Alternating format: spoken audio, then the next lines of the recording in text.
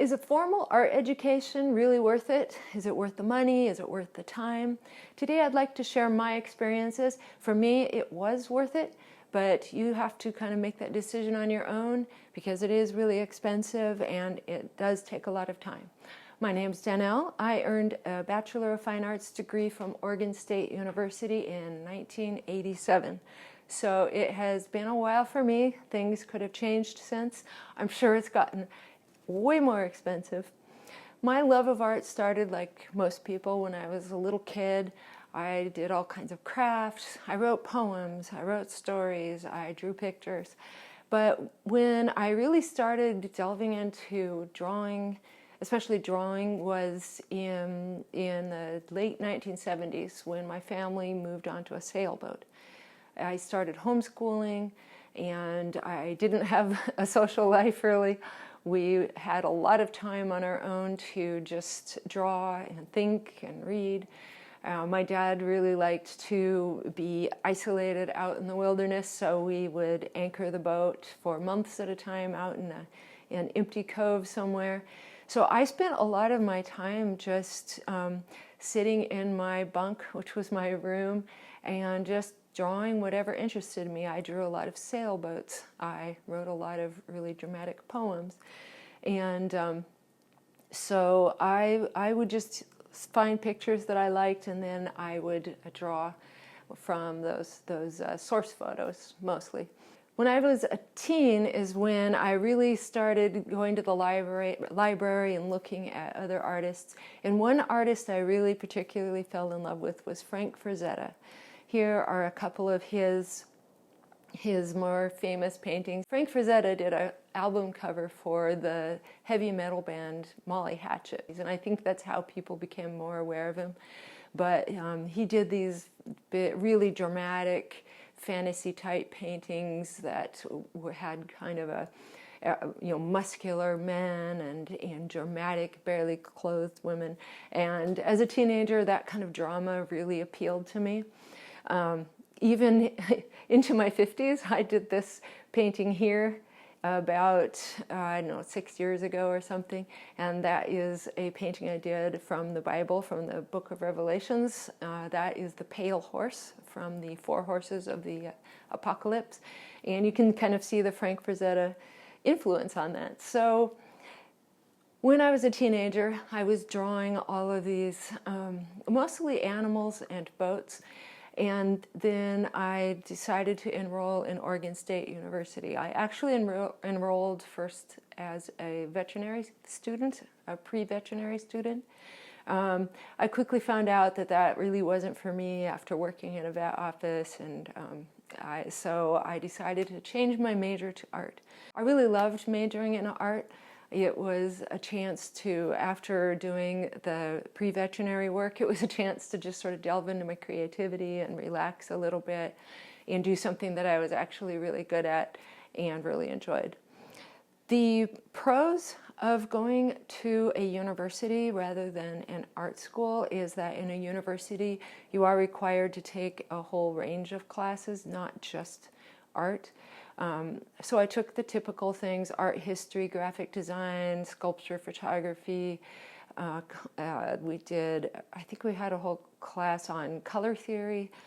And so there were a wide range of art classes, but I also had to take, all the other classes had to take PE, for instance. So it was kind of nice, especially after my teenage years of being kind of isolated on the boat and just homeschooling. It was really beneficial for me to take that whole range of classes and get a broader education. One thing that was really great that I did is that I actually did go to a real art school for a one-year exchange program in Aberdeen, Scotland. The art school in Aberdeen was a whole different vibe than the university. The university was about curriculum, learning the specifics of composition and the mechanics of making a good piece of art.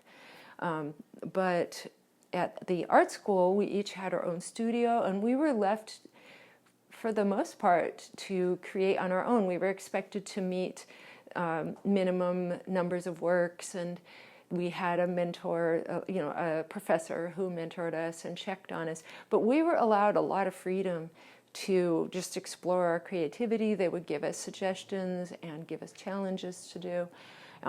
If we decided to go sketch in a coffee shop or in the museum or at there was a big arboretum, we would go and draw and paint out in the gardens, or there was a botanical garden there too. So we had a lot of freedom to kind of explore, which was really nice, and we could totally focus on art because we weren't rushing to a history class or to an English class, something like that. Of course, the downsides of getting a formal education is the expense. And that, paired with the fact that at Oregon State, anyway, I don't know if the other universities are like this or if this has changed over the years, but in my program, the expense of attending a big university, paired with the fact that they gave us no business training, was a really big stress after I graduated. Right after I graduated, all of a sudden I had no mentors or professors to give me an assignment or to give me something to do. I had to think of what was I going to paint that day, what was I going to draw that day, without a professor to give me an assignment. And I had no idea how to make money with my art. The internet, of course, was not invented yet. There was one short class in our senior year about putting together a portfolio, but it was really focused on how to do a manual portfolio that you would carry into an art gallery. I was really intimidated by actual art galleries. I just saw them as quiet, serious places that were very fancy, with people much fancier than I was. I was terrified to approach those people. And I didn't know how to photograph my works, to present them in the best way. We had to bring in slides. That's what you would do back then. You would bring in slides. And so I didn't know how to sell my work. So here I graduated with this extremely expensive fine arts degree, and I was working in a pizza place.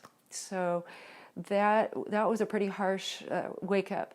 I did decide a year later to buy this small art store. I was able to get a loan from this very friendly small business association place. They didn't give me very much guidance though, and it didn't take me very long of owning that art store to realize I have no experience in running a retail store. So that was pretty intimidating. And then I made it worse, being that year I also decided to sail across the ocean with my dad from Hawaii to Seattle. And the same summer I was planning my wedding.